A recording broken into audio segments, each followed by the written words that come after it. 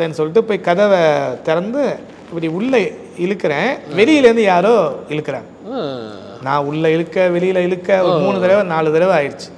அப்புறம் என்ன பண்ணேன்னு சொன்னேன், பகல்னா மதியானம் ஒரு 2 மணி 2:15 மணி அப்படி இருந்துச்சு. அப்போ தான் வந்து நான் எந்திரிச்சு உட்காந்து சொன்னேன், இந்த பாரு நீ வந்த போனேன்னு நான் ஊராக சாட்சி சொல்லிட்டு இருக்க ஊழியக்காரன் கிடையாது. வந்து போ அப்படின்னா போலே அப்படின்னா எல்லாரும் வந்து கை தட்டுவாங்க. அப்போ என்ன ஆகும் பாரு, வீட்டில் சொந்த மனைவி கூட நம்ம பேச்சை கேட்க மாட்டா, இந்த பேய் எங்கே போகுது இங்கே போகுதுன்னு சிரிப்பா. முதல்ல இப்படி எப்படின்னா எம்மா எம்மா அப்படின்னு ஆக்ஷன் பண்ணுது. அப்புறம் ஒரே குத்துனா எம்மா அப்படின்னு கீழே விழுந்துருச்சு. போயிட்டு இருக்கேன் அப்படிங்க. இப்பதான் நடக்குதா? நான் பார்த்துக்கிட்டே இருந்தேன், என்னடா அப்படி வந்து ஜெபம் பண்ணீங்க, ஆவியானவர் வந்திருக்காரு, என்னடா அது அடுத்த தெருவுக்கு அரசியல்வாதி வந்திருக்காருங்கிற மாதிரி சொல்றாங்களே அப்படின்ட்டு ஒரு பக்கம் ஆர்வம், ஒரு பக்கம் புரியாத தன்மையோட தான் போறவங்களெல்லாம் வந்து ரொம்ப நினைக்காதீங்க, ரொம்ப ஃபீல் பண்ணாதீங்க. அதுக்கு சில இன்சிடென்ட்லாம் சொல்லுங்க, என்ன காரணம் அதை சொல்லுங்க. அதாவது TV Bible review media team வருகிற அக்டோபர் நவம்பர் மாதங்களில் மலேசியாவுக்கு வரும். அங்கே இருக்கக்கூடிய சாட்சிகளையும் ஊழிய அனுபவங்களையும் எடுக்கிறோம். ஸோ பார்க்கக்கூடிய நீங்கள் உங்கள் சாட்சிகள் ஊழிய அனுபவத்திலே ஷேர் பண்ண விரும்பினா எங்களை நீங்கள் கான்டெக்ட் பண்ணலாம். அதே போல் உங்களுக்கு தெரிந்த சாட்சிகளும் ஊழியர்கள் இருக்காங்க, அவங்களும் வெளியே தெரியல அப்படின்னா அவங்களையும் எங்களுக்கு நீங்கள் ரெஃபர் பண்ணலாம். எங்களுடைய வாட்ஸ்அப் நம்பர் 8428196238.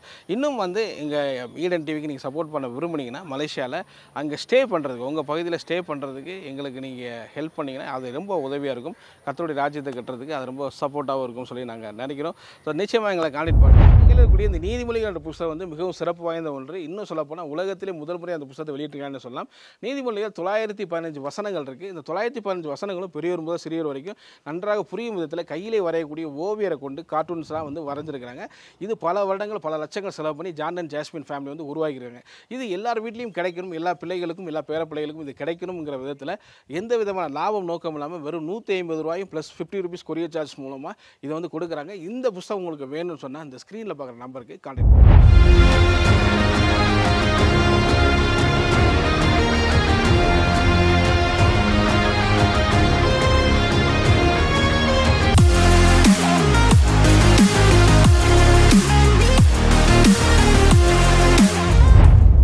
நான் ரொம்ப மன சோர்வில் மன வேதனையில் இருந்த நாட்களில் பிசாசுகள் வந்து ஜன்னல்லேருந்து பேசுது. என் மனைவியை எழுப்பி ஒரு குரல் கேட்குது பேசுதுன்னு சொல்கிறேன். அவங்க தூக்கத்துலேயே எந்திரிச்சிட்டு அதெல்லாம் ஒன்றும் இல்லைங்க படுங்க அப்படின்னு சொல்லிட்டு அவங்க படுத்து நல்லா தூங்குறாங்க. திருப்பி எழுப்புறேன், எந்திரிக்கவே இல்லை. அவங்க எந்திரிச்சு லைட்லாம் போட்டு ஜன்னலை திறந்து யாராக இருந்தாலும் இங்கே வா அப்படிங்கும்போது ஒரு பெண்ணுடைய உருவம் ஜன்னலுக்கு வெளியில் காம்பவுண்ட் செருப்பு உள்ள நிற்கிது, பேசுது. அப்போ நானும் 2 பேரும் ஆர்கியூமெண்ட் ஆகுது. அந்த நைட்டு முடிஞ்சிருச்சு.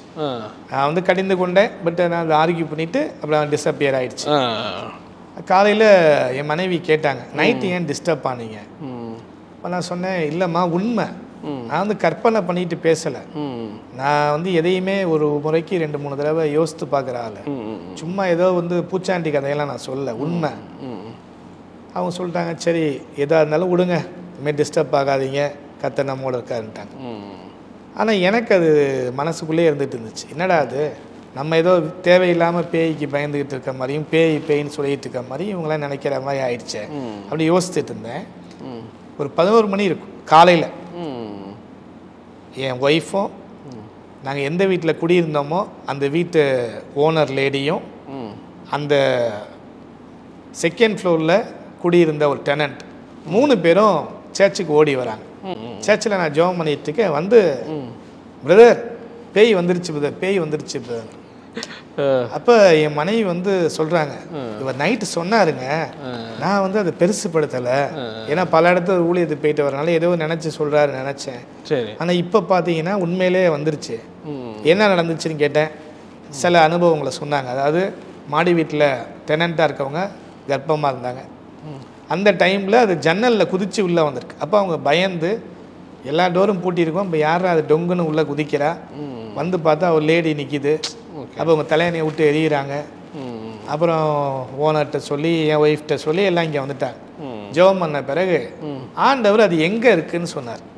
எங்கே இருக்குன்னா, நாங்கள் குடியிருந்த வீட்டுக்கு காம்பவுண்ட் சேருக்கு பின்னாடி அடுத்த வீடு இருக்குது, அங்கே தான் இருக்குங்கிறார். Okay okay. தெளிவாக ஆண்டவர் வந்து ஒரு ஆண்டனா மாதிரி அந்த இடத்த நோக்கி காமிச்சு அந்த சிக்னலை காமிச்சு அங்கே போயிட்டு இங்கே தான் இருக்குது.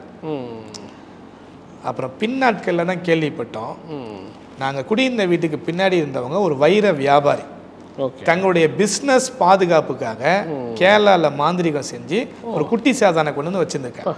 அப்போ இந்த ஹவுஸ் ஓனர் லேடி அந்த சிஸ்டர் வந்து என்கிட்ட சொல்கிறாங்க, இது மாதிரி இருக்குது பிரதர், என்ன பண்ணலாம்? அப்போ டைரெக்டாக போய் சண்டை போடாதீங்க, அதாவது நாங்கள் கண்டுபிடிச்சிட்டோன்னு சொல்லாதீங்க. அந்த ஹவுஸ் ஓனருக்கு வந்து ரிக்வெஸ்ட் பண்ணுங்க, இது மாதிரிலாம் பிரச்சனை ஆயிடுச்சு, நீங்களும் சண்டை போட்டு இது பிரச்சனை பண்ணால் அவன் நம்ம வீட்டுக்கு விரோதமாக அதை பண்ண பார்ப்பான். அதனால் நேக்காக பேசி அவங்கள வெக்கேட் பண்ண வச்சிருக்கேன்.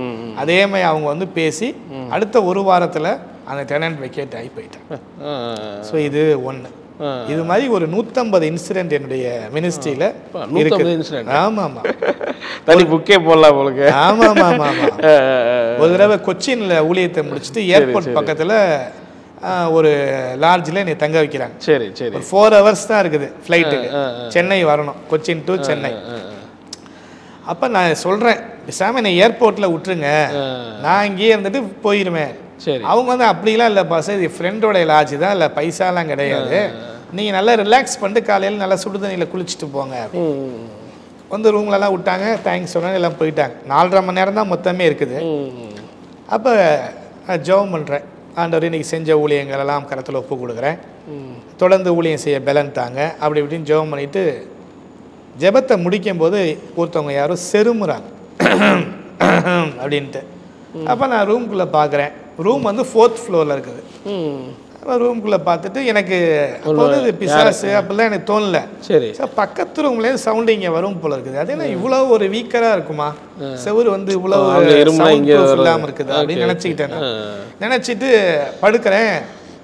படுத்துட்டியா அப்படி கேட்குது. அப்போ தான் எனக்கு கொஞ்சம் புரிய ஆரம்பிச்சிருச்சு, சம்திங் ராங். ஓகே, இயேசுவின் நாமத்தினால அப்படின்னு சொல்லி இருந்துச்சு. உட்கார்ந்தோன்னே டக்குன்னு பவர் போயிடுச்சு. அப்பயும் நான் என்ன பண்ணேன்னா, ஒரு ஊழியக்காரர் வந்து எனக்கு ஆரம்ப நாட்களில் கற்றுக் கொடுத்தார், ஒருவேளை பிசாசுகளுடைய என்கவுண்டர் நடக்குதுன்னா நீங்கள் தைரியமாக ஃபேஸ் பண்ணுங்க இயேசுவின் நாமத்தில். அப்படி தைரியம் இல்லையா, கண்டுக்காத மாதிரி இருந்துக்குங்க. இந்த 2ல் எதையும் இதை மிஸ் பண்ணிங்கன்னா பிரச்சனை வரும்னார். என்னங்க ஐயா பிரச்சனைனா, ஜுரம் வரும், இல்லை ஏதாவது வந்து உங்களை பயமுறுத்தும். ஒன்று கண்டுக்காத மாதிரி இருக்குங்க, இல்லாட்டி இயேசுவின் நாமத்தில் எதிர்த்து நில்லுங்கன்னார். அப்போ அன்னைக்கு நான் எதிர்த்துட்டேன், ஏன்னா வேற வழியே இல்லை, 4வது மைலேருந்து குதிக்கணும், இதுக்கு என்ன பண்ணுறது, அதனால எதிர்த்து நின்றுட்டேன் நான் இயேசுவின் நாமத்தில். அப்படின்னா லைட் போய் கர்ட்டனை திறக்கிறேன், எல்லா இடத்துலையும் கரண்ட் இருக்குது. கீழே மேலே 4th floorலேருந்து பார்க்குறேன், கீழே கரண்ட் இருக்குது. இப்படி எட்டி பார்க்குறேன், இந்த side rest of the hotel அந்த பிளாக்ஸ் எல்லாம் லைட் எரியுது. அப்புறமேலு போய் சரி மொபைல் டார்ச் ஆன் பண்ணி கீழே போய் கம்ப்ளைண்ட் பண்ணுவோம் அப்படின்னு சொல்லிட்டு ரிசப்ஷனுக்கு போகலான்னு. ஃபோன் இல்லை அந்த ஹோட்டலில். சரின்னு சொல்லிட்டு போய் கதவை திறந்து இப்படி உள்ளே இழுக்கிறேன், வெளியிலேருந்து யாரோ இழுக்கிறாங்க. நான் உள்ள இழுக்க வெளியில இழுக்க ஒரு 3 தடவை 4 தடவை ஆயிடுச்சு. அப்புறம் என்ன பண்ணேன்னு சொன்னா, காலால எட்டி உதச்சேன் அந்த கதவை. சாத்தா மேல உள்ள கோபத்துல கதவை எட்டி உதச்சு, யார் உனக்கு அதிகாரம் கொடுத்தா இங்க வந்து சேட்டை பண்றதுக்குன்னா விட்டுருச்சு. கதவை திறந்து சாம் வந்து லிஃப்ட்ல வந்தா அடுத்த சோதனை. ஒவ்வொரு ஃப்ளோர்லையும் லிஃப்ட் வந்து ஒவ்வொரு ஃப்ளோர்லையும் லிஃப்ட் நிக்குது, கதவு திறக்குது, மூடுது, அடுத்தது யாருமே இல்லை. சரி நமக்கு தான் அந்த போராட்டம்னு சொல்லிட்டு அந்த ரிசப்ஷனில் போய் எழுப்பினோன்னே அவர் வந்து சார் அயன் பாக்ஸ் போட்டிங்களான்னாரு. அதெல்லாம் எதுவுமே பண்ணலையா அப்படின்னு. அப்புறம் எப்படி போகும் சொல்லிட்டு வந்துட்டார். வந்தா திருப்பி அதே தான். அவர் டென்ஷன் ஆகி மலையாளத்திலே திட்டுறார், யாரோ ஒருத்தன் பட்டனை எல்லாத்தையும் அமுக்கி வச்சுட்டு போயிட்டான் அப்படி சொல்ற. அவர் தெரியல 2 மணிக்கு யாருங்க வந்து அமுக்கி. சரி இருந்தாலும் பரவாயில்லன்ட்டு ஒவ்வொன்றா திறக்குது, போது வருது. அங்க வந்துட்டு ஃபியூஸ் பார்த்தாரு, ஃபியூஸ் போயிருந்துச்சு, ஃபியூஸ் போட்டாரு. போட்டுட்டு திரும்பும் போது அவர் காலை தட்டி விட்டுச்சு. திரும்ப நான் வேட்டில் கீழே விழுந்தோன்னே பயந்துட்டேன். ஏன்னா நான் அந்த பக்கம் நிற்கிறேன். சரி, அவருக்கு தடுமாறி கீழே விழுந்தோன்னே சைத்தான் சைத்தான் அப்படின்னு சொல்லி கத்துனார். சார் சார் நான் சொன்னேன் I am a pastor, worry பண்ணாதீங்க, இங்கே வாங்க ஜெபம் பண்ணோன்னே நீங்கள் வாங்க ஒன்றும் இல்லையான்னு சொல்லி ஆண்டவரே அப்படின்னு நான் ஜெபம் பண்ணுறேன். ஜெபம் பண்ணிட்டு அதுக்கப்புறம் லைட்டை போட்டுட்டு தூங்கிட்டேன். சரி, எனக்கு டயர்டு. அதுக்கப்புறம் எந்த டிஸ்டர்பன்ஸும் இல்லை, கர்த்தருடைய கிருபையில தூங்கிட்டேன். சரி, இது அங்கேயோட நிற்கலை. நான் அடுத்து சென்னை வந்து சென்னையில் அத்திப்பட்டுன்னு ஒரு இடத்துல போய் மினிஸ்ட்ரி பண்ணிட்டு ஒரு பிலீவர் வீட்டில் மதியானம் என்னை தங்க வச்சுருந்தாங்க. நல்லா ஏசிலாம் போட்டு பாஸ்டர் நல்லா ரிலாக்ஸ் பண்ணுங்க, 6 மணிக்கு வந்து உங்களை எழுப்பி டீ கொடுக்குறோம், நீங்கள் நிறைய பேருக்கு ஜெபம் பண்ணிட்டீங்க, டயர்டாக இருக்கிறீங்க அப்படின்னு. அவங்க போன கையோட ரூம் பகல்னா மதியானம் ஒரு 2 மணி 2:15 மணி அப்படி இருந்துச்சு. அப்போ தான் வந்து நான் எந்திரிச்சு உட்காந்து சொன்னேன், இந்த பாரு நீ வந்த போனேன்னு நான் ஊராக சாட்சி சொல்லிட்டு இருக்க ஊழியக்காரன் கிடையாது. உனக்கு தைரியம் தான் இங்கே வா, என் ஷூவாலே உன்னை அடிக்க போகிறேன் சொல்லி ஷூ எடுத்துட்டேன். ஷூவை எடுத்துட்டு திருப்பி இந்த கதவை வந்து தட்டுற சத்தம் கேட்குது. யாருன்னு கேட்டால் இருமல் சத்தம். ஷூவை விட்டு எரிஞ்சேன் கதவுக்கு. இன்னையும் உண்மையிலே உனக்கு ரோசா மானம் ஏதாச்சும் இருந்தா இனியுமே இந்த ஜான் பிரபு பக்கம் வராது போ அப்படின்னு சொல்லி இயேசுவின் நாமத்துல ஷூவை எரிஞ்சிட்டு அன்னையோட அந்த தொந்தரவு போயிடுச்சு. அதோட அந்த மாதிரி தொந்தரவு போயிடுச்சு. பட் ஆனால் நிறைய நம்ம மினிஸ்ட்ரியில இது பண்றோம். பட் இந்த அனுபவங்கள் இந்த டெவில் அப்போ நீங்க நிறைய டெவில் அந்த ஹேண்டில் பண்றதால அப்படியா பிசாசை துரத்துறது அது அப்படி கேட்குறேன். அந்த மாதிரி மீட்டிங்ஸ்லாம் அப்படி பண்ணுறதா இல்லை நிறைய டெலிவரன்ஸ் மினிஸ்ட்ரி பண்ணுறவங்க தான் அந்த மாதிரிலாம் இருக்குன்னு கேள்விப்பட்டிருக்கேன். டெலிவரன்ஸ் மினிஸ்ட்ரியில் சொல்லுவாங்க, அதாவது பேய், பிசாசு, சாத்தான் அப்படின்னு 3 கேட்டகரியாக பிரிக்கிறாங்க. நிறைய பேர் ஒர்ஷிப் பண்ணக்கூடிய பிசாசுகள், நிறைய பேரால் ஒர்ஷிப் பண்ணக்கூடிய ஸ்தானத்தில் இருக்கிற பிசாசுகள் வந்து ரொம்ப எதுக்குது ஊழியக்காரங்களை. அப்படியா? என்ன சொல்ல போனால் டெரிட்டோரியல் ஸ்பிரிட்னு சொல்லுவாங்கல்ல, ஒரு எல்லையை கட்டுப்படுத்துகிற ஆவிகள். ஓகே ஓகே, இதான் எதிர்த்து வருது. நான் ஒரு இன்சிடென்ட் மட்டும் சொல்கிறேன். ஹைதராபாத்தில் ஒரு சிஎஸ்சி சர்ச்சில் மினிஸ்ட்ரி பண்ணுறேன். சிஎஸ்சி சர்ச்சில் பாரிஸ் ஹாலில் நடக்குது. மினிஸ்ட்ரி பண்ணிவிட்டு 2-3 வீட்டுக்கு கூட்டிகிட்டு போனாங்க. எல்லாருக்கும் உடம்பு சரியில்லாதவங்க, கிட்னி ஃபெயிலியரு, எல்லாருக்கும் ஜெபம் பண்ணேன். ஹீலாச்சா ஆகலையா கத்தருக்கு தான் தெரியும். ஏன்னா எல்லாமே டிரான்ஸ்லேஷன் தானே ஓடுது, Tamil to Telugu, English to Telugu. அப்போ ஆனால் எப்படி சொல்ல வரேன்னா, படுக்கையில் இருக்கவங்க அப்போ உடனே எந்திரிச்சுவாங்க. ஜெபம் முடியுங்காட்டியுமே எந்திரிச்சு உட்காந்து நான் நல்லா இருக்கேன்பாங்க. சில பேர் எந்திரிச்சு நடந்து காட்டுவாங்க. கர்த்தர் அதெல்லாம் செய்வார். எல்லாத்தையும் முடிச்சுட்டு ரூமுக்கு வந்துட்டேன். நைட்டு ஜெபம் பண்ணிட்டு தான் படுத்தேன். படுத்த பிறகு பார்த்தீங்கன்னு சொன்னால் ஒரு குச்சியில் வந்து ஒரு துணியை கட்டி இப்படி போகிற மாதிரி வர மாதிரியே தெரிஞ்சிச்சு. தூக்கம் நல்ல ஆழ்ந்த தூக்கம், அசதி. நம்ம குச்சியில் ஏதோ துணியை கட்டி இப்படி எடுத்துகிட்டு போகிற மாதிரி வர மாதிரி தெரியுது. சொல்லி எந்திரிச்சு உட்காந்தா ஒரு குரங்குடைய வால் மட்டும் நல்லா அப்படி பெருசாக இருக்குது. அந்த வால் நுனியில் அவ்வளோ முடி இருக்கு, துணி மாதிரி முடி இருக்கு, தொங்குது. ஓகே, இப்படி போது வருது. ஆனால் எனக்கு ஒரு நிமிஷம் ஷாக் ஆயிடுச்சு. நம்ம ஜன்னல்லாம் சாத்தியிருக்கோம், ஏசி ரூம். குரங்கு எப்படி வந்துச்சு, உள்ளே எது படுத்து இருந்துச்சோ அப்படின்னு சொல்லிட்டு. ஆனால் பெரிய குரங்கா இருக்குது, வால் இவ்வளோ பெருசாக இருக்குது அப்படின்னோன்னா அந்த குரங்குடைய முகம் வந்து ஒரு மனித முகமாக மாறுது. ஓகே, அப்படி பார்க்குறீங்க நீங்க? ஆமாம், இது வந்து தரிசனம் இல்லை, நேரடியாக பார்க்குறீங்க, கண்ணில் பார்க்குறது. அப்போ நான் வந்து கை நீட்டி சொன்னேன், ஆண்டவரே நீர் உலகத்தை ஜெயித்தவர், இவன் எம்மாத்திரம். பால்யாங்கிச்சோ அப்படின்னு ஒரு ஊழியக்காரை வந்து கழுத்தை பிடிச்சி நெரிச்சிச்சு. அதுக்கப்புறம் இது பண்ணால் நான் புக்கில் படிச்சிருக்கேன், கேட்டிருக்கேன்.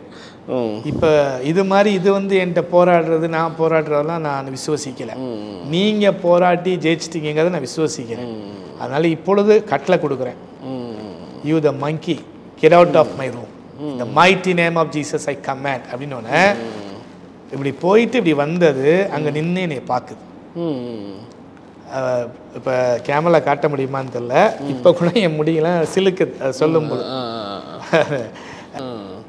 அப்போ அந்த மங்கி ஒரு வார்த்தை பேசிச்சு, அதை மறந்துட்டேன். இது ஏன் ஏரியா, நீ வந்து என்னை துரத்துறியா அப்படின்னு. அப்புறம் போயிடுச்சு. அப்போ காலையில் வந்து எனக்கு அதை டீ கொண்டு வர அந்த தம்பிகிட்ட வந்துட்டு, தம்பி இது இந்த ஏரியாவுக்கு பேர் என்ன, எனக்கு ஷாக்கிங்காக இருந்துச்சு. அப்போதான் உங்களுக்கு தெரியுது. சில வெளிப்பாடுகள் சில இடங்களுக்கு போகும்போது ஸ்மெல். ஓ அப்படியா? சில அசுத்தாவிகளுடைய ஸ்மெல் இருக்கும். ஆனால் அந்த இடம் வந்து பார்த்தீங்கன்னா ஏதாவது வீடுகளுக்கு அப்படி சொல்கிறீங்களா? ஏதாவது வீடுகள் அப்படியா? இல்லை வீடுகள், இந்த ஹோட்டல் ரூம்ஸு அங்கெல்லாம் போகணும். Okay okay. ஆமாம். இன்னொன்று, இந்த வரங்களை பற்றி நம்ம பார்க்கும்போது இந்த ஃப்ரீக்குவன்சியில் ஃபங்க்ஷன் ஆகும்போது நிறைய திங்ஸ் வந்து ரிவீல் ஆகும். அதாவது ரிவீல் ஆகிறது எல்லாமே கர்த்தர் தான் வந்து சொல்கிறாருன்னு நம்ம எடுத்துக்கூடாது. இப்போ அந்த மாதிரி இருக்குமா? நிரலம்னு சொல்கிறோம்ல, ஆமாம், ஆவின் மண்டலத்தில் பிரவேசிக்கும் போது அதில் நிறைய வெளிச்சம் நமக்கு கிடைக்கும். அந்த வெளிச்சத்தின் நடுவில் ஊழியத்துக்கு எது தேவை, ஒரு ஆத்ம ஆதாயத்துக்கு எது தேவை, ரட்சிப்புக்கு எது தேவை, ஆலோசனைக்கு எது தேவையோ அதை மட்டும் நம்ம எடுத்து என்ன பண்ணணும்னா ப்ரெசென்ட் பண்ணணும். எல்லாத்தையும் சொல்லக்கூடாது. எல்லாத்தையும் சொல்லும்போது தான் பிரச்சனை வந்து. அதாவது ஏதாவது ஒன்று இருக்கு அப்படி சொல்ல வரீங்களா? ஏதாவது எல்லாத்தையும் சொல்லும் போது பிரச்சனை வரும்னா என்ன மாதிரி சொல்ல? அதாவது சில நேரத்தில் பிசாசு நம்மளை டைவர்ட் பண்ணுறதுக்கு அதுவே ஒரு பாயிண்டாக மாறிடும். சொல்ல வேண்டிய கருத்தை விட்டுட்டு மற்றதெல்லாம் நான் வந்து மற்றவங்கள விட நான் அதிகமாக வெளிப்பாடு பெற்றிருக்கிறேங்கிற மாதிரி சொல்கிறது கொண்டு போயிடுவான். அதனால தான் சில நேரங்களில் நான் பார்த்துருக்கேன், சில முதிர்ந்த ஊழியக்காரங்க நல்ல பிரசங்கம் பண்ணிட்டு இருக்கும்போது பிசாசுகளை அலக்கழித்து அங்கே ஆடும். அவங்க அதை துரத்தவே மாட்டாங்க. அவங்க மட்டும் பிரசங்கம் பண்ணி முடிச்சுட்டு கடைசியாக அதை கூப்பிட்டு டெலிவரன்ஸ் பண்ணி ஆஃப் பண்ணிடுவாங்க. பிசாசுடைய நோக்கமே நம்மளை வந்து டைவர்ட் பண்ணுறது தான். பாரு, நான் பிரசங்கம் பண்ண ஆரம்பித்த உடனே ஒரு பேய் ஆடுது பற்றியா, உடனே கீழே இறங்கி போ வா அப்படின்னா எல்லாமே செய்யும். அதையும் நான் இன்னொரு இடத்துல பார்த்தேன், என் ஊழியத்துலேயும் நடந்திருக்குது. அப்படியா? ஆமாம். அது ஒரு ப்ரௌடு மாதிரி ஆகிடும்ன்றீங்க. ப்ரௌடு நம்ம தெரியாமல் வந்து போ அப்படின்னா போலே அப்படின்னா எல்லாரும் வந்து கை தட்டுவாங்க. அப்போ என்ன ஆகும் பாரு, வீட்டில் சொந்த மனைவி கூட நம்ம பேச்சை கேட்க மாட்டா, இந்த பேய் போது இங்கே போகுதுன்னு சிரிப்பாய். ஒரு இடத்துல வந்து பார்த்தீங்கன்னா இன்னொரு ஊழியக்காரு இந்த பரிகாசம் பண்ண சொல்லலை, இதை நான் கற்றுக்கிட்டது. ஓகே, இல்லை அந்த போவியா போக மாட்டியா? மாட்டேன் சுடரொளி பட்டயத்தை எடுத்துருவேன் அப்படிங்கிற. எனக்கு ஒரே ஆச்சரியம், இங்க வச்சிருக்காரு இந்த பட்டயத்தை, உடனே இடுப்புல இருந்து உருவுற அப்படின்னு உடனே அது என்ன பண்ணுது, உடனே ஐயோ வேணாங்குது. இது எனக்கு கொஞ்ச நேரம் ஒண்ணுமே புரியல. நான் சொல்றது ஒரு முக்கியமான ஊர்ல ஏறத்தாழ ஒரு 50-60 பேர் பார்த்துட்டு தான் இருக்கிறாங்க.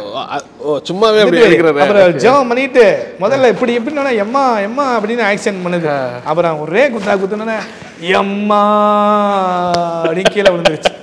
போயிட்டு இருக்கேன் அப்படிங்க. அப்பதான் நடக்குதா? நான் பார்த்துக்கிட்டே இருந்தேன், என்னடா அது. இது வந்து அன்னைக்கு நான் உண்மையில என்ன நினைச்சேன்னா, இவங்க 2 பேரும் ஏதாவது பேசி வச்சுக்கிட்டு பண்ற மாதிரி நினைச்சேன். ஒரு சாதாரண மனிதங்க நினைக்கிற மாதிரி நான் நினைச்சேன். சரி, அவர் பின்னாட்கள்ல புரிஞ்சுக்கிட்டேன், இது வந்து வல்லமை தான் அந்த பேய் ஓடி இருக்குதான். ஆனா அன்னைக்கு அந்த ஊழியத்தின் நேரத்தை பேய் திருடிடுச்சு. ஒரு ஜிக்ஜாக் மாதிரி ஏதாவது பண்ணி இயேசுவின் நாமத்துல போனது ஒரு 2 நிமிஷத்துல துரத்த வேண்டிய விஷயத்தை 20 நிமிஷம் ஆக்கிடுச்சு. அப்ப வந்து துரத்துறவருக்கு என்ன வந்துருதுன்னா பெருமை வந்துடுது. பத்தியா, நிறைய பேர் பாத்தீங்கன்னா போ இயேசுவின் நாமத்தில் அப்படின்ட்டு ஒரு 4 பேர் அப்படி வேடிக்கை பார்ப்பாங்க. என்ன அர்த்தம்? நான் சொன்ன எவ்வளவு பவர் பத்தி, இதெல்லாம் தேவையில்லாத பிசாசே அப்படி நம்மள வந்து நோக்கத்தை நிறைவேற்ற விடாம ஊழியத்தை டைவர்ட் பண்ணி விட்டுரும். இப்படி எல்லாம் பண்ணா அப்படியே டைவர்ட் ஆயிடும். அதனால அந்த நிறைய பெரிய அனுபவம் உள்ளவர்கள்லாம் வந்து ஒரு வார்த்தையில சொல்லி அப்படியே துரத்திடுறாங்க. ஆனால் நான் ஒரு இடத்துல பார்த்தேன், ஊழியக்காரர் வந்து பிரசங்கத்தை முடிச்சிட்டு சரி அதை கூட்டு வாங்கன்னாரு. கூட்டு வந்தோன்னே ஒரு நிமிஷம் கூட இல்லை, கடிந்து கொண்டாரு, தலையில கை வச்சா விழுந்து போயிடுச்சு, அவ்வளவுதான். ஆனா இடையிலே சொன்னார் அவர், அதை யாரும் கண்டிக்காதீங்க, முடிஞ்சோன்னா டீல் பண்ணிக்குவோம், இப்ப வசனத்தை கேளுங்கன்ட்டார். அப்ப இதெல்லாம் நான் பார்த்து தான் நிறைய விஷயம். இதுவும் சிலர் சொல்றாங்க, இந்த மாதிரி சபையில இந்த மாதிரி ஆடுறவங்க ரெகுலராகவே ஒரு சிலர் இருப்பாங்க, யார் வந்தாலுமே இப்படி ஆடுவாங்க. அதாவது இந்த சவுண்டுக்கு வந்து ஒரு கணக்கு இருக்குல்ல, டெசிபல். சில டெசிபல் சவுண்ட்ஸ் வந்து டெசிபல் அதிகமாகும் போது இந்த நரம்பு பலவீனமானவங்க அவங்கள அறியாம ஆட ஆரம்பிச்சிருவாங்க. எல்லாமே பிசாசினுடைய எல்லாமே பிசாசு இல்லை. ஆனால் நீங்கள் அப்படி கண்டுபிடிச்சிருவீங்களா இது வந்து மன வியாதியில் இருக்கான் பிசாசு அப்படி இது வந்து பியூரா சொல்லும் பொழுது கிருபையினாலையும் அனுபவத்திலையும் தான். ஏன்னா இப்போ நான் 25 வருஷத்துக்கு மேலே இந்த ஃபீல்டில் இருக்கனால நம்ம பார்த்து இது வந்து மனவியாதி இல்லை இது வந்து பிசாசு. ஆனால் பிசாசு வந்து உங்களுக்கு தெரிஞ்சிடும், இது பிசாசு தான் பிடிச்சிருக்குன்னா உங்களுக்கு கண்டிப்பாக தெரிஞ்சிடும். அசுத்தாவிகள் வந்து மேக்சிமம் ஒரு 95% அதால் மறைக்க முடியாது. எப்படியாவது அது வெளிப்பற்றும், வார்த்தையிலையோ செய்கையிலையோ அது வெளிப்பற்றும். அந்த டைமில் அதை பிடிச்சார். அதில் ஒரு அனுபவத்தை சொல்கிறேன். ஒரு வாலிப சகோதரர் சாதாரணமாக ஒரு கிறிஸ்தவ வாழ்க்கை வாழ்ந்திருந்தவர் திடீர்னு பார்த்தீங்கன்னா பக்தி பரவசமாயிட்டார். அது என்ன பண்ணிட்டாரு, நல்லா குளிச்சு நல்லா நீட்டாக ட்ரெஸ் பண்ணி சமணங்கள் போட்டு உட்காந்து நான் தான் பரிசுத்த ஆவியினர் வந்திருக்கிறேன்னு சொல்லிட்டு வரவங்க போகிறவங்களுக்கு தான் தீர்க்க தரிசனம், வெளிப்பாடு, சுகம்லாம் எல்லாம் கூட்டிட்டாங்க. அந்த நாட்களில் நான் பைபிள் காலேஜ் ஸ்டூடெண்ட் தான். ஓகே ஓகே இது ஆமாம், நான் பைபிள் காலேஜ் ஸ்டூடெண்ட் அந்த மாதிரி நடந்துச்சு. ஓகே ஓகே ஓகே அப்போ நான் போகிறேன். தம்பி வந்து ஜெபம் பண்ணீங்க, ஆவியானவர் வந்திருக்காரு. என்னடா அது அடுத்த தெருவுக்கு அரசியல்வாதி வந்திருக்காருங்கிற மாதிரி சொல்கிறாங்களே அப்படின்ட்டு ஒரு பக்கம் ஆர்வம், ஒரு பக்கம் புரியாத தன்மையோட தான் போகிறேன். சரி, போய் பார்த்தா அந்த சம்மணங்கால் போட்டு உட்கார்ந்தது எனக்கு வித்தியாசமாக இருந்துச்சு. சரி சரி, அதாவது நார்மலாக இல்லாமல் இந்த யோகாசனம் பண்றவங்க இவங்கெல்லாம் வந்து காலை அப்படி மேலே தூக்கி போட்டு 2 பாதம் வெளியே போடுவாங்க. அப்போ இது கொஞ்சம் வித்தியாசமாக இருக்கேன்னு நான் பார்த்தேன். பார்த்துட்டு போயிட்டு அண்ணே அப்படின்னு, நான் அண்ணன் அல்ல பரிசுத்த ஆவியானவர் அப்படிங்கிறார். ஓகே ஓகே, ஏன்னா அவர் பேர் எனக்கு தெரியும், அவரை தெரியும். சரிங்க பரிசுத்த ஆவியானவரேன்னு சொல்லாமா வேணாமா, இது தூசணமா ஆயிருமா அப்படின்னு எனக்கு உள்ள பயம், சந்தேகம். சரி சரி, எல்லாம் அங்கே இருக்கவங்களாம் என்ன பண்ணுறாங்க, முழங்கால் போடுங்க தம்பி, முழங்கால் போடுங்க, ஆண்டவரே ஜெபம் பண்ணுங்க ஆண்டவரே என்னமோ அப்படி சொல்கிறாங்க அந்த ஊர்க்காரங்க. அப்போ ஏதோ அவங்க இது பண்ணி அப்போ ஒரு பாயிண்டில் பிடிச்சிட்டேன் நான். நீ உபவாசத்தோடு வந்திருக்கிறாய் அல்லவா அப்படின்னோடனே இல்லை, நான் மதியானம் சாப்பிட்டு தான் வந்தேன். அப்போ ஆவியானவர் எப்படி தப்பாக சொல்லுவார்? Okay okay okay. அப்போ தான் வந்து அடுத்தது ஒரு வார்த்தையை நான் ஷார்ப்பாக சொன்னேன் பாருங்க. சொன்னோன்னே அது கோவம் வந்துடுச்சு. என்னை நீ அவமதிக்கிறாயா, அப்படியா இப்படியான்னு இந்த நாடகத்துலலாம் பேசக்கூடிய அந்த டோனில் பேச ஆரம்பிச்சோன்னே அப்புறம் இயேசுவின் நாமத்தில் கடிந்து கொண்டேன்னு ரூமுக்கு ஓடிடுச்சு. நீங்கள் கடிந்து இது போட்டீங்களா? ஓடிடுச்சுன்னா அந்த சகோதரர் எந்திரிச்சு ஓடி போய் கதவை சாத்திட்டு அவனை கெட்ட வார்த்தைகளை சொல்லி என்னை திட்டுறாரு. அந்த நாயை முதல்ல வெளில போக சொல்லுது. அவனெல்லாம் யார் இங்கே வர சொன்னது அப்படி இப்படின்னதான் அவங்க எல்லாருக்குமே வந்து இவ்வளோ நேரம் இப்படி ஒரு டிராமாட்டிக்காக பேசிட்டு இருந்தவர் இப்போ உண்மையான இது வெளில பட்டுருச்சு. அப்புறம் அந்த சபையின் பாஸ்ட்டுக்கு ஃபோன் பண்ணி, சரி, அப்போ செல்ஃபோன்லாம் இப்போ இல்லை, மொபைல்லாம் லேண்ட்லைன் தான். அப்புறம் அவர் 1/2 மணி நேரம் 3/4 மணி நேரம் ஆயிடுச்சு வந்து அவர் வல்லமையாக கடிந்து கொண்டு ஜெபம் பண்ணி இந்த பேயை துரத்துனார். ஸோ இந்த டிசைன்மெண்ட் வந்து எனக்கு படிக்கும் போதே அப்பயே உங்களுக்கு தெரிஞ்சிருக்கு. ஆமாம், அது மாதிரி வந்து சில பேர் சொல்கிறாங்க, சில பிசாசுகள்லாம் டெலிவரன்ஸ்லாம் பேசும்போது சில பிசாசுலாம் போகவே செய்யாதுங்க, அது ரொம்ப ரொம்ப சாபமாக இருக்கும், செய்விடம் பண்ணியிருப்பாங்க, அதனால போகாது, ரொம்ப அப்படிலாம் அப்படி சுச்சுவேஷன்லாம் இருக்கா? இப்போ நீங்கள் வந்து ஒரு வாரத்தில் சொன்னால் போய்டுன்றீங்க. ஆமாம் ஆமாம் ஆமாம். அந்த மாதிரி போகாமல் இருக்கிற ஒரு இந்த மாதிரி இதெல்லாம் இருக்கா? அதில் ஒரு அனுபவம் எனக்கு என்னென்னா, சரி அவங்க நல்ல நிதானமாக இருந்த நாட்கள்லேயே தங்களை பிசாசுக்கு அர்ப்பணிச்சிருப்பாங்க. அதாவது நல்ல நிலையில் நிதானமான மனநிலையில் இருந்திருக்கும்போது ஏதோ ஒரு காரியத்துக்காக மாந்திரிகத்துக்கு அவங்களே போயிருப்பாங்க, தவறான வழிபாடுகளுக்கு போய் அந்த பிசாசோட துணையை அவங்க கேட்டிருப்பாங்க. அப்படிப்பட்டவங்க தன் வாயினால் கன்ஃபஸ் பண்ணி இனிமேல் எனக்கு வேணாம், உனக்கு எனக்கும் சம்பந்தம் இல்லை, உன்னுடைய உறவை நான் முறிச்சுக்கிறேன்னு சொல்கிற வரைக்கும் சீக்கிரத்தில் இந்த பேய்ங்க அவங்கள விட்டு போகிறதில்ல. ஓகே, அவங்களே இதாகிற வரைக்கும் அவங்க கமிட் பண்ணியிருப்பாங்க ஏற்கனவே, அதனால டெலிவரன்ஸ் வந்து கொஞ்சம் லேட்டாக அந்த மாதிரி இருக்கு. அந்த மாதிரி இதில் அது மாதிரி சில பேர் வந்து என்னென்னா ஆடுறவங்களை கூட கண்டுபிடிச்சிடலாம், ஆடாத இருக்கிற ஆட்கள்லாம் இருக்காங்க. அது ரொம்ப இப்படிலாம் கான்செப்ட் இருக்கா? அதாவது யூதாஸ் தான் நல்ல உதாரணம். சரி சரி சரி. திருவிருந்து பெற்றுக்கொள்றாரு, அதுக்கு அடுத்த வசனமே சொல்லுது சாத்தான் யூதாசுக்குள் சாத்தான் புகுந்தான். அப்ப சாத்தான் திருவிருந்து எடுத்த யூதாசுக்குள்ள சாத்தான் உள்ள வந்ததுக்கு என்ன காரணமா இருக்கும்னா, யூதாசுடைய நினைவுகள் சிந்தனைகள் சரியில்லை. இயேசு கூட உட்கார்ந்துருக்கா, அதனுடைய நினைப்பெல்லாம் அந்த காசை எப்படி வாங்கணும் அதில் தான் இருந்துச்சு. ஓகே. அப்போ நம்ம எண்ணங்கள் சரியில்லைன்னா ஈஸியாக பிசாசு வந்து உள்ளே வந்துடுறான். அது மாதிரி சில அனுபவங்களுக்கு ரொம்ப ஆச்சரியமாச்சு சொன்ன வேர்ட்லாம். இந்த இறந்தவங்களெல்லாம் வந்து ரொம்ப நினைக்காதீங்க, ரொம்ப ஃபீல் பண்ணாதீங்க, அதுக்கு சில இன்சிடென்ட்லாம் சொன்னீங்க. என்ன காரணம் அதை சொல்லுங்க. அதாவது நம்முடைய உணர்வுகள் வந்து ஒரு போர்ட்டல் மாதிரி, ஓகே, ஒரு வாசல். நம்ம அதிகமாக கவலை கொள்ளும் பொழுது, அதிகமாக பயப்படும் போது, அதிகமாக சந்தோஷப்படும் போது இந்த போர்ட்டல் வந்து ஓப்பன் ஆகும். ஓகே. அப்போ ஈஸியாக பிசாசுகள் உள்ளே வரத்துக்கு, அதுங்க வந்து மேனிப்புலேட் பண்ணுறதுக்கு அங்கே ஒரு இடம் உண்டாகுது. அதனால தான் ஓகே சொல்லுங்கள், கவலையோ பயமோ சோகமோ இதுக்கெல்லாம் ரொம்பவே இடம் கொடுக்கக்கூடாது. உங்கள் லைஃப்பில் அப்படி ஏதாவது இப்போ நீங்கள் இப்போ இறந்தவங்கள சொன்னீங்க, அந்த மாதிரிலாம் அது நடந்திருக்கா? அப்படி ஏதாவது ஃபீல் பண்ணால் அவங்க திருப்பி அப்படிலாம்? எங்கள் உறவினர் ஒருத்தர் வந்து ஒரு ட்ரெயின் ஆக்சிடெண்ட்டில் இறந்துட்டார். மார்ச்சரியில் போய் அவருடைய சரீரத்தை பார்த்தேன். பார்த்த உடனே எனக்கு ரொம்ப ஷாக்கிங்காக இருந்துச்சு. அப்போ நம்ம ஃபேமிலியில் ஒருத்தவங்களுக்கு இது மாதிரி ஆக்சிடெண்ட் ஆகிடுச்சு அப்படின்னு எனக்கு ரொம்ப மனவேதனை. மார்ச்சரியில் அவர் அடிபட்டு எல்லாருமா அந்த டெட் பாடியை வச்சுருந்தாங்களா. அப்போ நான் உணர்ச்சி வசப்பட்டு ஒரு வார்த்தை சொன்னேன், அங்கிள் இடமே இல்லாத ஆள் மாதிரி இங்கே வந்து இவங்களோட படுத்துருக்குறீங்களே, இதெல்லாம் நமக்கு தேவையா, கொஞ்சம் கவனமாக இருந்திருக்கலாமேன்னு சொல்லி நான் வந்து உணர்ச்சி வசப்பட்டு மார்ச்சரியில் அந்த டெட் பாடிகிட்ட பேசுகிறேன். அஃப்கோர்ஸ் டெட் பாடி கேட்க போகிறது இல்லை, என்னுடைய ஒரு உங்களுக்கு ஆதங்கத்தில் பேசிட்டு நான் வந்துட்டேன். அடக்கம்லாம் முடிஞ்சிருச்சு, வீட்டுக்கு வந்தாச்சு. வீட்டுக்கு வந்து கொஞ்ச நேரத்திலேயே அதே தோற்றத்தில் ஒரு உருவத்தை நான் பார்த்தேன்.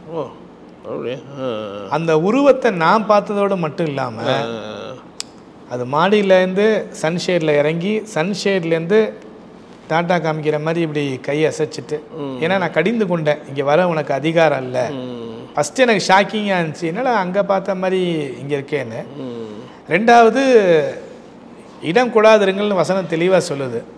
யாராக இருந்தாலும் இப்போ ஆள் இல்லை, இனிமேல் நமக்கு தேவையில்லைன்னு சொல்லிட்டு இயேசுவின் நாமத்தில் கடிந்து கொண்டோன்னே மொட்டை மாடியிலேருந்து சன்ஷேடில் இறங்கி சன்ஷேட்லேருந்து காம்பவுண்ட் செவுத்துக்கு மேலே இறங்கி கீழே குதித்தவொடனே ஒரு ஆள் குதிக்கிற சவுண்டு வந்து எங்கள் நெய்பருக்கு கேட்டு, அவர் வாக்கிங் போயிட்டு இருந்தவர், பிரதர் யாரோ ஒருத்தன் கீழே குதித்து ஓடுறான், வாங்க அவனை பிடிக்கலான்னு சொல்லிட்டு அவர் பின்னாடி ஓட, என்னையும் வாங்க வாங்க வாங்க சொல்லிட்டு ஓட, அவங்க பையன் டார்ச் லைட்டர் வந்து அடித்து தேடினா. நாங்கள் ஒரு 2-3 ஸ்ட்ரீட்டை ஓடி தேடுறோம். என்னால் சொல்ல முடியல அவர்கிட்ட, நான் பார்த்தது வேற, நான் கமெண்ட் பண்ணது வேறன்னு சொல்ல முடியல. நெய்பரோட கோஆப்ரேட் பண்ணிட்டு போயிட்டு வந்துட்டேன். ஆனால் அன்னையிலேருந்து ஒரு முடிவெடுத்தேன் பிரதர். அதாவது எந்த நிகழ்ச்சியாக இருந்தாலும் நம்ம உணர்ச்சி வசப்படக்கூடாது, அதை போற்றல் திறக்கக்கூடாது. ஒரு இழப்பாக இருந்தாலும் சரி, ஒரு பெரிய சந்தோஷமான நிகழ்ச்சியாக இருந்தாலும் சரி, அதை ஒரு லிமிட்டாக மெயின்டைன் பண்ணணும் அப்படின்னு சொல்லி நான் அதை புரிஞ்சுக்கிட்டேன். அநேகருடைய வாழ்க்கையை நான் பார்த்துருக்கீங்க. ஒரு மரணம் ஏதோ சம்மதிக்கும் போது அவங்க மேலே ரொம்ப அட்டாச்சாக இருப்பாங்க. ஆமாம். பட் அதனால் அவங்க நினச்சிட்டு இருப்பாங்க, இதுவே ஒரு தவறுன்றீங்களா கேட்குறேன். அந்த மாதிரி ஒரு, அதாவது நினைக்கிறது தவறு இல்லை. நிறைய பேர் பார்த்தீங்கன்னா உள்ளத்துலேருந்து சொல்லிடுவாங்க, நீ மட்டும் போயிட்டியே, நான் இருந்து என்ன பண்ண போகிறேன், என்னையும் கூட்டிகிட்டு போ, இது மாதிரி யோசிக்காமல் பேசிடுவாங்க. இது வந்து பிசாசுக்கு வாசலை திறக்குது. இந்த வாஸ்தையை வச்சுக்கிட்டே பிசாசுகள் வரும். அவனே வாழ விரும்பல, இவனையே ஏசப்பா நீங்கள் வச்சுருக்கீங்கன்னு சொல்லிட்டு நம்மளை தூக்கணும்னு பிளான் பண்ணும். அந்த மாதிரி அதனால் அதிகமான உணர்ச்சி வசப்பட்டு இந்த மாதிரியான எண்ணங்களுக்கு இடம் கொடுக்காம நம்ம வந்து கிறிஸ்துவுக்குள்ளே நம்மளை காத்துக்கொள்வது நல்லது. சில இறந்த ஃபோட்டோ கூட நீங்கள் வைக்காதீங்க, சில பேர் சொல்கிறதெல்லாம் பார்க்குறோம். ஏன்னா அது உங்களுக்கு ஞாபகம் வரும், அவங்க நினைப்பீங்க, அந்த மாதிரிலாம். அதெல்லாம் நீங்கள் என்ன நினைக்கிறீங்க? ஃபோட்டோ வைக்கிறது அவங்க விருப்பம், சரி. ஆனால் அந்த அதிகமான கவலைகளை இதயத்தில் அனுமதிக்கக்கூடாது. அதுதான் நான். அதனால் அந்த ஒரு மைண்ட் செட்டில் நீங்கள் செயல்படுங்க. ஆமாம் ஆமாம். ஏன்னா டெலிவரன்ஸ் பண்ணும்போது நான் நிறைய பேரை பார்த்துருக்கேன். அஃப்கோர்ஸ் பிசாசு வந்து பொய்யனும் பொய்க்கு பிதாவுமா இருக்கிறான். அது அவங்க பேரை சொல்கிறனால அது அவங்க தானா, இல்லை அந்த பேரை பேய் சொல்லிக்கிட்டு இருக்குதா, அது அடுத்த தியாலஜி. ஆனால் வந்து இடம் கொடுக்கறனால வரான். ஏன் இடம் கொடுத்துட்டு, அதுதான் என்னுடைய பாயிண்ட். Okay okay. அது மாதிரி வந்து நிறைய பிசாசின் காரியங்கள் நிறைய பேசியிருக்கீங்க. அது மாதிரி இப்போ நீங்கள் ஆவிக்குரிய காரியங்களில் இப்போ நீங்கள் ஆண்டவரை பார்த்தது, தூதர்களை அந்த மாதிரி அனுபவங்களும் உங்களுக்கு ஏற்பட்டிருக்கா? அதுவும் தேவனுடைய கிருபையில் உண்டு. ஓகே. முதல்ல TV Bible review media team வருகிற அக்டோபர் நவம்பர் மாதங்களில் மலேசியாவுக்கு வரும். அங்கே இருக்கக்கூடிய சாட்சிகளையும் ஊழிய அனுபவங்களையும் எடுக்கிறோம். ஸோ பார்க்கக்கூடிய நீங்கள் உங்கள் சாட்சிகள் ஊழிய அனுபவத்திலே ஷேர் பண்ண விரும்பினே எங்களை நீங்கள் கான்டெக்ட் பண்ணலாம். அதே போல் உங்களுக்கு தெரிந்த சாட்சிகளும் ஊழியர்கள் இருக்காங்க, அவங்களும் வெளியே தெரியல அப்படின்னா அவங்களையும் எங்களுக்கு நீங்கள் ரெஃபர் பண்ணலாம். எங்களுடைய வாட்ஸ்அப் நம்பர் 8428196238. இன்னும் வந்து எங்கள் ஈடன் டிவிக்கு நீங்கள் சப்போர்ட் பண்ண விரும்புனீங்கன்னா மலேசியாவில் அங்கே ஸ்டே பண்ணுறதுக்கு, உங்கள் பகுதியில் ஸ்டே பண்ணுறதுக்கு எங்களுக்கு நீங்கள் ஹெல்ப் பண்ணிங்கன்னா அது ரொம்ப உதவியாக இருக்கும். கர்த்தருடைய ராஜ்யத்தை கட்டுறதுக்கு அது ரொம்ப சப்போர்ட்டாகவும் இருக்கும்னு சொல்லி நாங்கள் நினைக்கிறோம். ஸோ நிச்சயமாக எங்களை கான்டெக்ட் பண்ணுங்கள்.